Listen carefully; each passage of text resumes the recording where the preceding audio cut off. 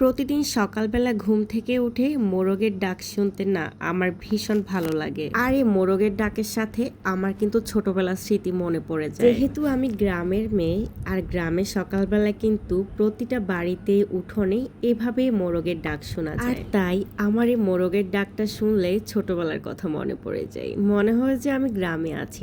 ব্যাপারটা কিন্তু আমার বেশ মজা লাগে। যাই হোক, আসসালামু আলাইকুম সবাইকে, কেমন আছেন? আশা করছি ভালো আছেন সবাই। আল্লাহ পাকের অশেষ রহমতে আমরাও ভালো আছি। এই তো একটুখানি রোদের হাতছানি, শীতের সকালে রোদ পাওয়া যেন ভাগ্যের ব্যাপার। আমার 3টা বেডরুমের 3টা জানালা দিয়ে কিন্তু অনেক রোদ আসে। শীতকালে আমার বাসাটা বসবাসের জন্য এত বেশি সুইটেবল হয়, আমার কোথাও যেতেই ইচ্ছে করে না বাসা ছেড়ে। সকালে ঘুম থেকে উঠেই সুন্দর রোদের মধ্যে বসে বসে নাস্তা করা যায়, কি যে আনন্দ লাগে। চলুন আপনাদের সাথে গল্প করতে করতে ঘরের কাজগুলো সেরে নিই। এই যে আমার কিন্তু দিনের বেলায় তেমন কোনো কাজই থাকে না, এই টুকটাক ঘর গোছানো ছাড়া। সারাটা দিনই আমি আমার বাচ্চাদেরকে সময় দিই, এই ব্যাপারটা কিন্তু বেশ ভালো লাগে। আর আমার মানি প্ল্যান্ট গাছগুলোর না কোনো গ্রোথই হচ্ছে না, বুঝলাম না কেন। শীতকাল যে এই জন্য নাকি। যে সকালে ঘুম থেকে উঠে টুকিটাকি ঘরের কাজ কিছুটা গুছিয়ে নিয়েছি, আর এখন আমি ফ্রিজ খুলে একটা চকলেট বের করে রেখেছি মেয়ের জন্য। চকলেট প্লাস বিস্কিট, আর এটা আজকে মেয়েকে টিফিনে দিব, সাথে একটা ডিম সেদ্ধ দিয়ে দেব। ছাপুরা, আমার মতো কি আপনাদেরও খুব বিরক্ত লাগে সকালবেলা ঘুম থেকে উঠে নাস্তা বানাতে?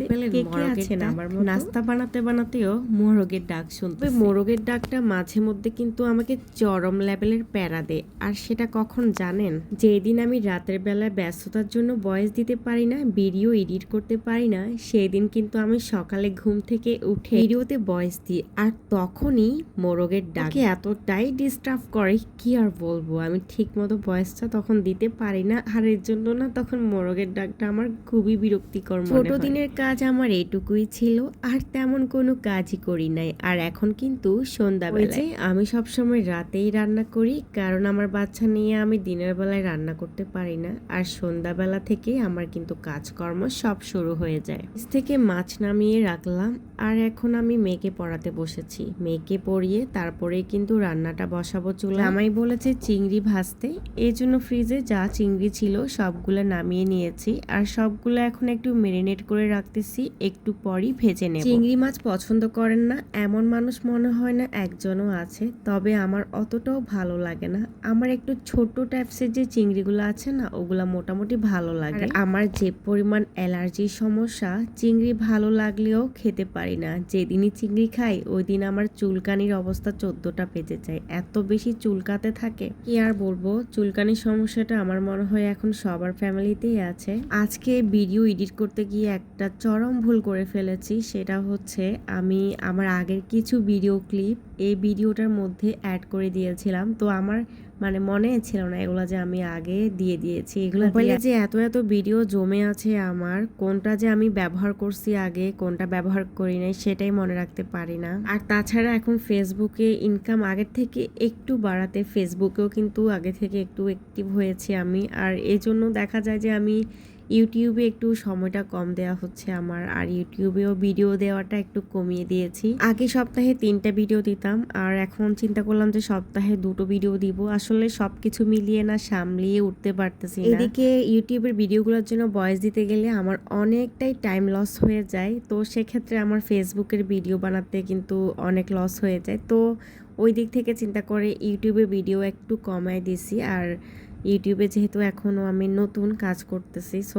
আস্তে আস্তে আমি গ্রো করি, এটা নিয়ে আমি অতটা প্যারা নিচ্ছি না, আস্তে আস্তে যা হবার হবে। এদিকে এক চুলায় কিন্তু চিংড়ি ভাজতেছি, আর অপর চুলায় আমি কিন্তু মূলা রান্না করতেছি। তো শীতকালে কিন্তু মূলা সবজিটা আমার খুবই ভালো লাগে। মূলা দিয়ে আপনি মাংস বলেন, মাছ বলেন, যেটাই রান্না করা হোক না কেন আমার বেশ ভালো লাগে খেতে। আর এদিকে খেয়াল করেছেন আমি কিন্তু চিংড়ি ভাজার মধ্যে উপরে কিছু পেঁয়াজ দিয়ে দিলাম, আর এভাবে একটু পেঁয়াজ দিলে আমার হাজবেন্ড খেতে খুব পছন্দ করে। কাজ না করলেও ভালো লাগে না, আবার কাজ করতে করতেও খুব টায়ার্ড হয়ে যায়। এই যে এখন তো দিনটা ছোট, এজন্য দিনটা চোখের পলকে চলে যায়, বাট যখন দিন বড় থাকে তখন কিন্তু আমার সময় কাটে না, কাজ না করে বসে থাকতে পারি না, শুয়েও থাকতে পারি না। আর একটা সমস্যা হচ্ছে রাতের বেলায় ভিডিও ভিডিওগুলো একদমই ভালো হয় না। এই যে আমার এখনকার ভিডিওগুলো কিন্তু রাতের বেলা, এই জন্য কিন্তু ভিডিওগুলো দেখতে ভালো লাগতেছে না। শুক্র শনিবারে আমি দুদিন কিন্তু দিনের বেলায় ভিডিও করি, মানে দিনের বেলায় রান্না করি, সেজন্য আমার দিনের বেলায় ভিডিওগুলো করা হয়। আর ওই 2 দিন ভিডিও করতে যে এত ভালো লাগে, ভিডিওগুলো কিন্তু খুব সুন্দর আসে। বাদ বাকি 5 দিন আমার ক্যামেরা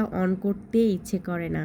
আবার কি করা, ভিডিও তো একটু করতেই হয়, এই জন্য কষ্ট করে হলেও ভিডিওগুলো করে নিই। তবে ভিডিওগুলো আমার দেখতে একদমই ভালো লাগে না, জানি না আপনাদের কাছে কেমন লাগে। আচ্ছা, কারা কারা আমার আজকের ভিডিওটি এ পর্যন্ত আছেন অবশ্যই কমেন্টস করে জানাবেন। যদি ভিডিওটির ভালো লাগে কোনো অংশ, আমার কথা কিংবা আমার চ্যানেলটি সাবস্ক্রাইব করে চ্যানেলের পাশে থাকতে পারেন সব সময়ের জন্য। আর হ্যাঁ, ভিডিওটি যদি দেখা শুরু করেন তাহলে অবশ্যই লাইক দিয়ে শুরু করবেন। আপনাদের ছোট্ট একটা লাইক না আমার অনেক বড় উপকার করবে, আমার ভিডিওগুলোতে শেয়ারের কাজ করবে। যাই হোক, মাছের মাথা দিয়ে আজকে মূলা রান্না করতেছি। আর দেখুন, মাছের মাথাগুলো আমি মশলা কষিয়ে দিয়ে দিলাম, একটু পানি দিলাম, এখন মাথাগুলো কষিয়ে নেব। না কেন বেশিরভাগ মানুষই মূলা খেতে পছন্দ করে না, তবে আমার কাছে অসম্ভব মজা লাগে মূলা সবজিটা। আর এটা যত বাসি হয় তত খেতে যেন আরো বেশি মজা লাগে। যাই হোক, আগে থেকে সেদ্ধ করে রাখা মূলাটা আমি এখন দিয়ে দিলাম, আর মূলা দিয়ে ভালো করে নেড়ে মশলার সাথে মিশিয়ে দেন আমি ঢাকনাটা দিয়ে দিলাম। এটা বেশ কিছুক্ষণ কষিয়ে নিব। আর অপর চুলায় আমার চিংড়ি ভাজাও হয়ে গেছে, চিংড়িটা একদম শুকনো শুকনো করে ভেজে নেব। এদিকে সন্ধ্যাবেলায় জামাই আসার সময় ছোলা মুড়ি এনেছিল, আর ছোলা মুড়িগুলা কিন্তু উনি ওনার নিজের হাতে মাখিয়ে নিচ্ছে। কথা বলতে বলতে ভিডিও শেষ পর্যায়ে চলে এসেছি, ছোলা মুড়ি খেতে খেতে বিদায় নিচ্ছি। ভিডিওটি কেমন লেগেছে অবশ্যই জানাবেন। সবাই ভালো থাকবেন, আল্লাহ হাফেজ।